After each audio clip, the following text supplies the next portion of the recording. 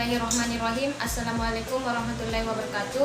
Perkenalkan, nama saya Mutia, kelas FM 19D dengan NIM 105721142319. Baik, saya akan menjelaskan tentang analisis rasio likuiditas. Rasio likuiditas terdiri atas 5 bagian. Yang pertama, rasio lancar. Yang kedua, rasio sangat lancar. Yang ketiga, rasio kas. Yang keempat, rasio perputaran kas. Dan yang kelima, inventory net working capital. Pertama yaitu rasio lancar. Nah, rasio lancar merupakan rasio untuk mengukur kemampuan perusahaan dalam membayar kewajiban jangka pendek atau utang yang segera jatuh tempo pada saat ditagih secara keseluruhan. Adapun rumus dari rasio lancar yaitu quick ratio sama dengan aktiva lancar dibagi utang lancar. Pada tabel di samping merupakan neraca PT Indofood Sukses Makmur pada tahun 2004 dan 2005. Adapun contoh perhitungannya pada tahun 2004 yaitu 11.600 dibagi 7.500 menghasilkan 1,54 kali. Artinya jumlah aktiva lancar sebanyak 1,54 kali utang lancar, atau setiap Rp1 utang lancar dijamin oleh Rp1,54 harta lancar atau 1,54 dibanding 1 aktiva lancar dengan utang lancar. Tahun 2005 yaitu 13.300 dibagi 7.000 menghasilkan 1,9 kali. Jumlah aktiva lancar sebanyak 1,9 kali utang lancar, atau setiap Rp1 utang lancar dijamin oleh 1,9 kali harta lancar atau 1,8 dibanding 1 aktiva lancar dengan utang lancar. Yaitu rasio cepat, di mana rasio cepat merupakan sebuah rasio yang digunakan untuk mengukur kemampuan suatu perusahaan dalam menggunakan aktiva lancar tanpa persediaan untuk membayar utang jangka pendeknya.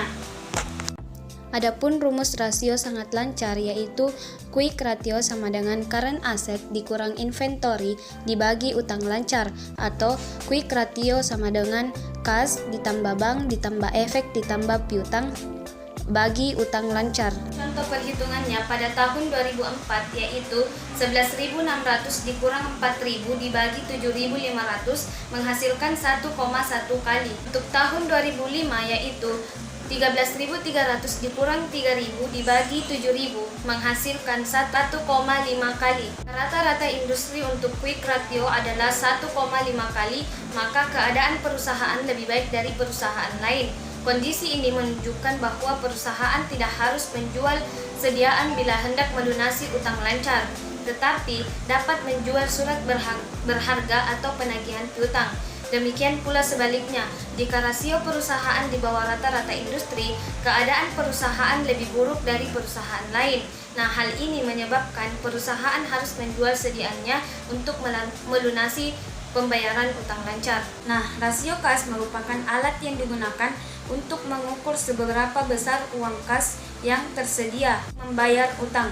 Nah, adapun rumus dari rasio kas yaitu kas ratio sama dengan kas or kas equivalent dibagi current liabilities, atau kas ratio sama dengan kas ditambah bank dibagi current liabilities. Contoh perhitungannya pada tahun 2004 yaitu 2.000 ditambah 2.250 dibagi 7.500 menghasilkan 0,6 kali atau 60%. Tahun 2005 yaitu 3.150 ditambah 2.850 dibagi 7.000 menghasilkan 0,86 kali atau 86%. Keempat yaitu rasio perputaran kas. Nah, rasio perputaran kas ini digunakan untuk mengukur tingkat ketersediaan kas, membayar utang, dan biaya-biaya yang berkaitan dengan penjualan.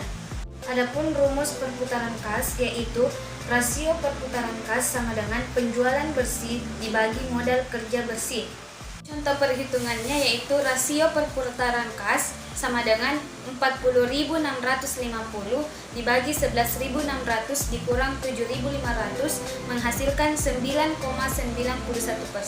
atau dibulatkan menjadi 10 kali. Untuk tahun 2005 yaitu 42.950 dibagi 13.300 dikurang 7.000 menghasilkan 6,81 atau dibulatkan menjadi 7 kali.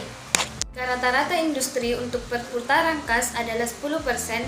Keadaan perusahaan pada tahun 2004 kurang baik karena masih cukup jauh dari rata-rata industri. Namun, kondisi tahun 2005 dikatakan baik karena kondisinya sama dengan rata-rata industri.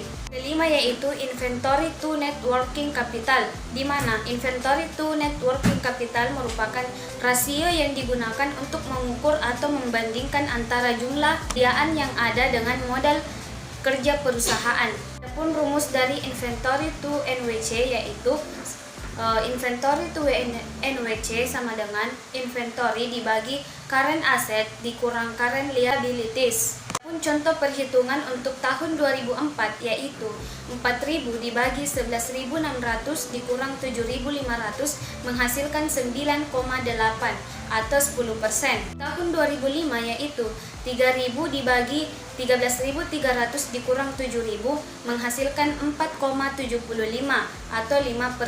Mungkin itu saja penjelasan dari saya. Sekian dan terima kasih. Wabillahi taufiq wal hidayah. Wassalamualaikum warahmatullahi wabarakatuh.